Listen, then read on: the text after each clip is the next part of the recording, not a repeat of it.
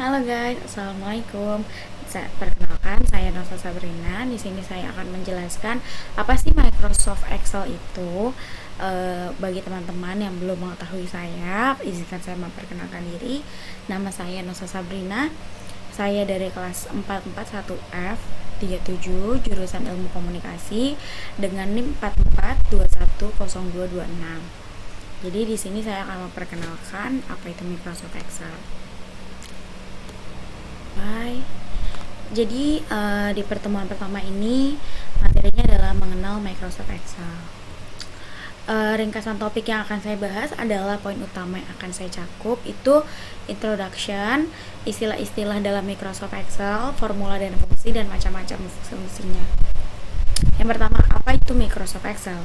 Microsoft Excel itu atau Microsoft Office Excel adalah sebuah program aplikasi lembar kerja spreadsheet yang dibuat dan didistribusikan oleh Microsoft Corporation untuk sistem operasi Microsoft Windows dan Mac OS.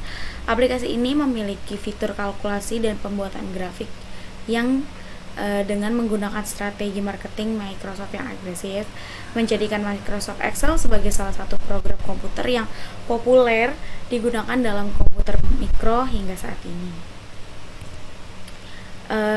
Di dalam Microsoft Excel itu ada beberapa istilah. Yang pertama itu ada cell, seperti yang ada di gambar. Cell merupakan bagian terkecil dari worksheet yang dapat diisi dengan jumlah karakter maksimal 225 karakter. Isi sel dapat berupa value, formula, atau teks. Contohnya sel A1, seperti yang ada di contoh. Ini sel A1. Lanjut. Istilah yang kedua ada workbook atau buku kerja. Ini biasanya ada di tampilan paling bawah Microsoft Excel. Ini ada sheet 1, sheet 2, dan sheet 3. Ini bisa di rename juga. Workbook itu merupakan kumpulan dari 256 worksheet berlabel sheet 1 sampai dengan sheet 256.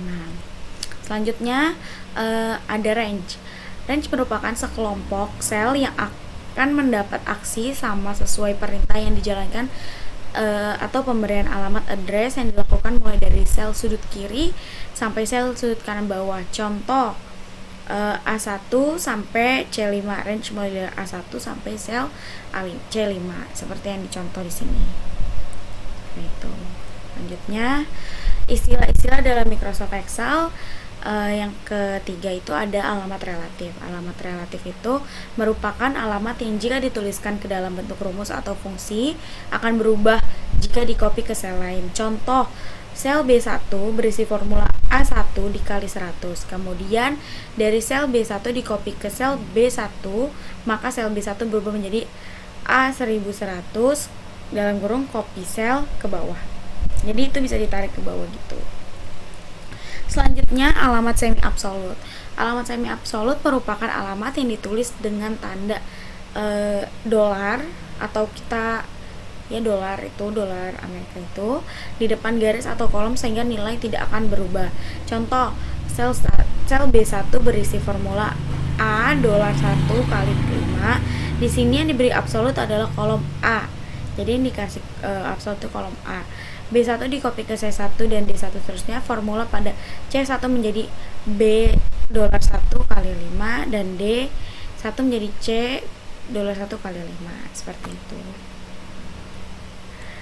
Nah, selanjutnya ada alamat absolut. Alamat absolut merupakan alamat yang dituliskan dengan tanda dolar di depan baris dan kolom.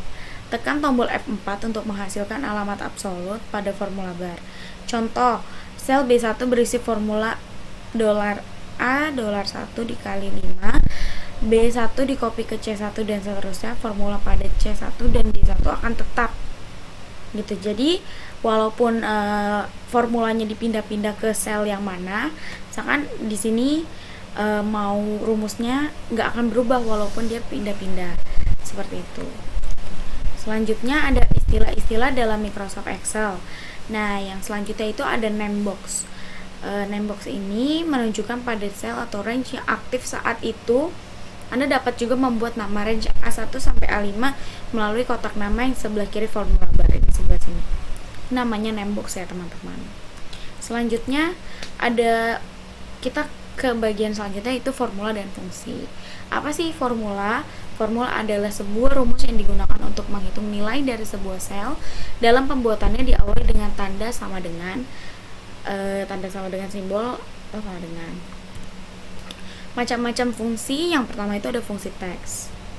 Fungsi itu yang pertama itu fungsi teks itu ada fungsi substitute untuk mengubah atau mengganti teks dan karakter tertentu menjadi teks lain yang diinginkan. Sifatnya case sensitif, membedakan huruf besar dan huruf kecil. Selanjutnya ada fungsi concatenate, menggabungkan dua string teks atau lebih menjadi satu string teks. Selanjutnya ada fungsi len, digunakan untuk mengetahui jumlah karakter pada teks termasuk simbol dan spasi. Selanjutnya ada fungsi left, digunakan untuk mengambil karakter sebuah teks dari sebelah kiri. Kemudian ada fungsi right, sama seperti fungsi left, cuma bedanya ini diambil dari sebelah kanan. Selanjutnya ada fungsi mid, digunakan untuk mengambil karakter dari tengah. Habis itu ada fungsi proper. Fungsi proper itu digunakan untuk merubah kata pertama menjadi huruf kapital. Karakter pertama pada kata teks menjadi huruf kapital. Nah, habis itu ada fungsi upper, akan mengubah semua karakter pada teks menjadi huruf kapital. Selanjutnya ada fungsi lower, ini kebalikannya dari fungsi upper itu, dia jadi bikin semua karakter teks itu jadi huruf kecil.